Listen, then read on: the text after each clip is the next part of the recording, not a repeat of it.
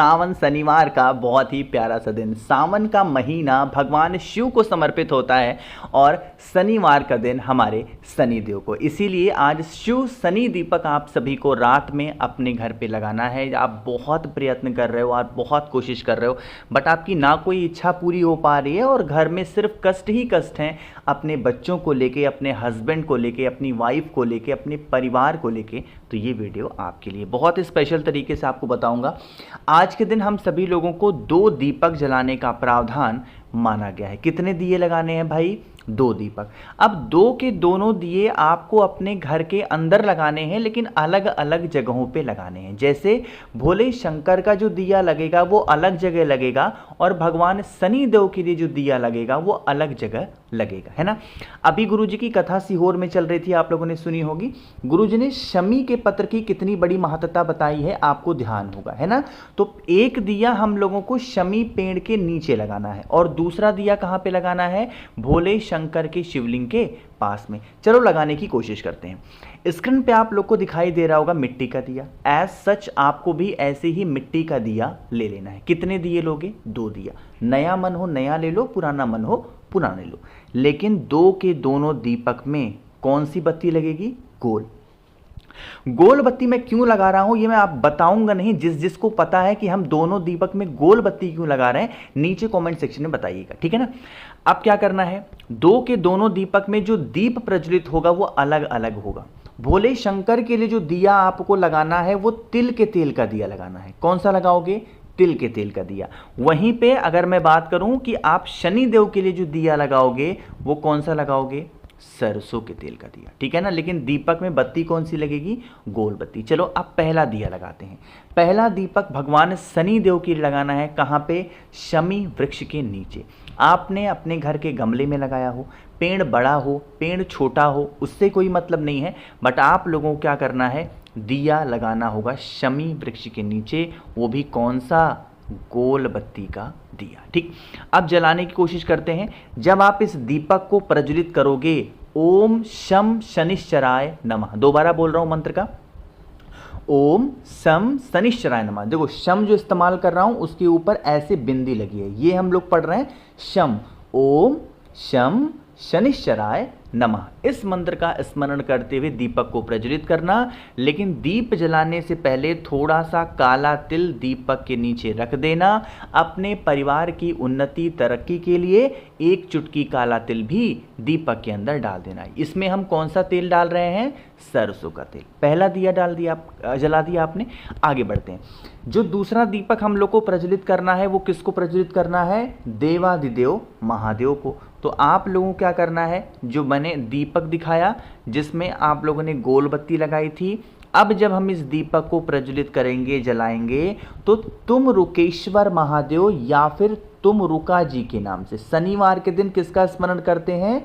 तुम रुका जी का ध्यान करके या फिर तुम रुकेश्वर महादेव के नाम से दीपक जलाना। जब हम भोलेनाथ को दीपक लगाते हैं तो दीपक के नीचे मैंने बताया है क्या लगाते हैं? काला तिल डालते हैं। जला के देखिएगा, आज के दिन इस उपाय को करके देखिएगा, आपके घर परिवार में किसी भी रूप में कैसी भी समस्या होगी वो सारी समस्या खत्म ज़रूर हो जाएगी, ठीक है ना।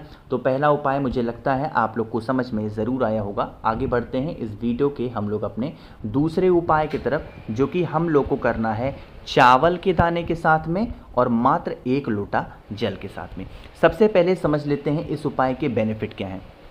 देखो, जब कभी भी हमें ऐसा लगे कि हमारे घर के जो कष्ट है ना वो ख़त्म होने का नाम ही नहीं ले रहे हैं, चाहे वो कष्ट व्यापार को लेके हो, वो कष्ट नौकरी को लेके हो, वो कष्ट इज्जत को लेके हो, या फिर आपके घर में किसी भी व्यक्ति को कैसा भी प्रॉब्लम है, आप इस उपाय को करेंगे।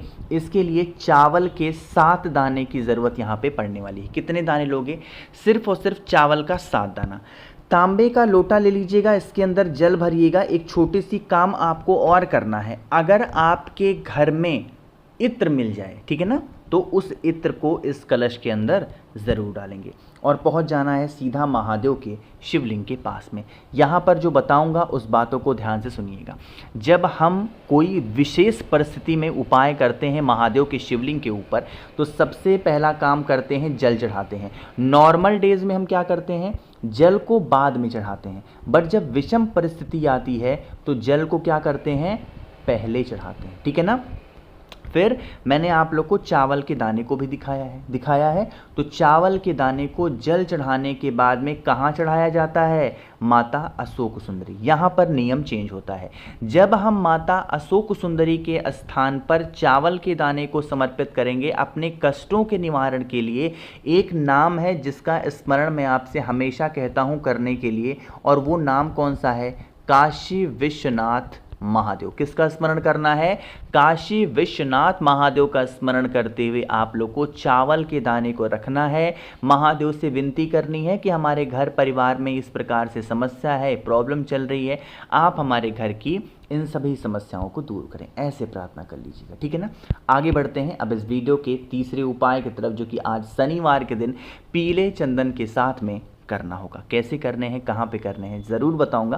लेकिन सबसे पहला काम कर दीजिए, वीडियो को लाइक करेंगे। जिसने अभी तक चैनल को सब्सक्राइब नहीं किया, मेरी आवाज़ आप पहली बार सुन रहे हैं, चैनल को ज़रूर सब्सक्राइब करेंगे। अच्छा, एक बात आपको बता दूं, थोड़ा यूट्यूब हम मुझे कुछ एनालिसिस भी भेजता है कि आपकी वीडियो को देख कौन रहा है। तो मैं ऐसा नोटिस करता हूँ कि लगभग 63% लोग ऐसे हैं ना जो वीडियो को देखते तो हैं लेकिन वीडियो को ना तो लाइक करते हैं और ना ही चैनल को सब्सक्राइब करते हैं।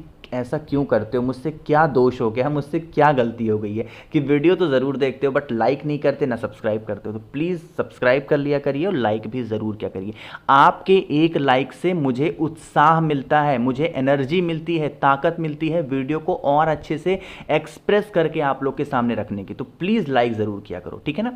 चलो, अब लेना है हमें इस उपाय में पीला चंदन। यह उपाय स्पेशली हम कर रहे हैं अपनी किसी भी प्रकार की इच्छा को पूरा करने के लिए। ठीक, इसके लिए क्या करना है, पीला चंदन मैंने बता ही दिया, और साथ ही साथ बेल पत्र हम कैसे भूल सकते हैं। लेकिन आज के इस दिन पे हमें बेल पत्र के ऊपर पीले चंदन को नहीं लगाना है, बल्कि कहाँ लगाना है, सबसे पहले तांबे के लोटे में जल भरिएगा। अब आज के दिन हम इस जल को क्या करेंगे, पीला करेंगे। जल हमारा पीला कैसे होगा, जब हम इसमें कुछ पीला चीज़ डाल देंगे तभी तो होता है। तो पीला क्या डालोगे, पीला चंदन डालेंगे। ठीक है ना।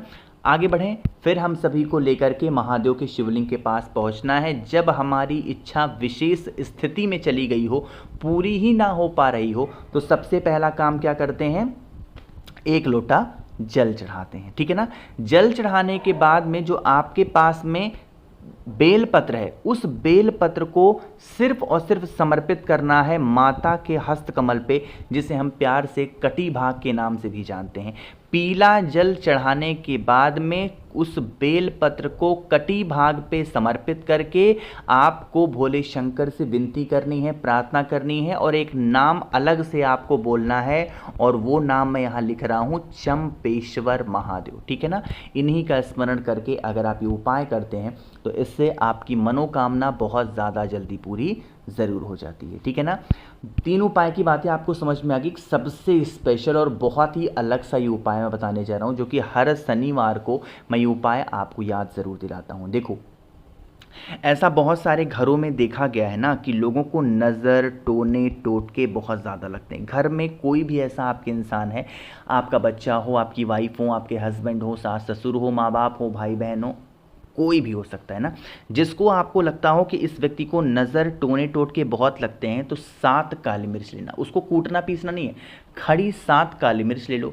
जो व्यक्ति परेशान हो उसके ऊपर से 7 बार घुमा लो। क्यों, कौन सी दिशा में घुमाना है, क्लॉकवाइज डायरेक्शन में, जिस दिशा में घड़ी घूमती है। ठीक है ना। कितनी बार घुमाओगे, 7 बार घुमाना, और घुमाने के बाद में इसे लेकर के जाना अपने घर के बाहर, जो मेन डोर होता है ना लोहे वाला, उसके बाहर फेंक के चले जाना। ये मत देखना कि काली मिर्च को हमने फेंका तो काली मिर्च कहाँ गया, दरवाजे पे तो नहीं गिर गया, कहाँ गिरा, कुछ नहीं। आप जब फेंकोगे तो पीछे पलट के नहीं देखना है। जो भी व्यक्ति सावन महीने में पड़ने वाली किसी भी शनिवार के दिन इस प्रकार से किसी भी व्यक्ति की नज़र उतार देता है, तो उसे फिर किसी के सामने जाना नहीं पड़ता नज़र उतरवाने के लिए, और फिर उसे किसी की ज़रूरत नहीं पड़ती, नज़र अपने आप उतर जाता है। ठीक है ना, करिएगा ज़रूर। मैंने कोशिश की है अपनी तरफ से अच्छा आप सभी को समझाने की। वीडियो पसंद आई हो तो लाइक ज़रूर करिएगा।